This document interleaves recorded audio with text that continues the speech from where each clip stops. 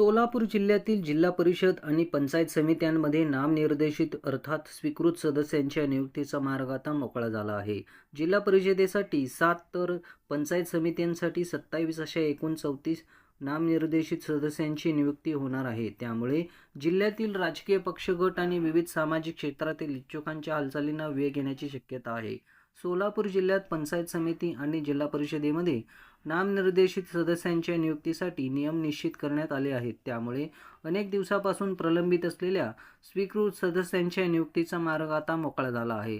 जिल्हा परिषदेत 7 नामनिर्देशित सदस्यांची तर जिल्ह्यातील विविध पंचायत समित्यांमध्ये एकूण 27 नामनिर्देशित सदस्यांची नियुक्ती होणार आहे. जिल्ह्यातील बहुतांश पंचायत समित्यांवर भाजपची सत्ता असल्याचे स्वीकृत सदस्यांच्या नियुक्तीत भाजपच्या निष्ठावंत कार्यकर्त्यांना संधी मिळण्याची शक्यता व्यक्त केली जात आहे.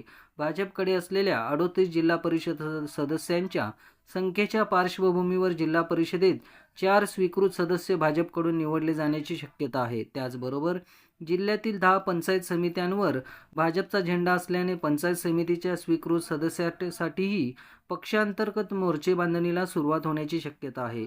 या नियुक्त्यामुळे राजकीय पक्षांच्या पदाधिकाऱ्यांसह सामाजिक क्षेत्रात काम करणाऱ्या इच्छुकांमध्ये उत्सुकता वाढली आहे. कोणाला संधी मिळणार याकडे आता जिल्ह्याचे लक्ष लागले आहे. जिल्हा परिषद आणि पंचायत समितीच्या स्वीकृत सदस्यांचा गेल्या अनेक दिवसापासून विषय चालू होता. त्याचा आता अंतिम आदेश आम्ही जिल्हा परिषदेनं आणि पंचायत समितीनं कळवलेला आहे.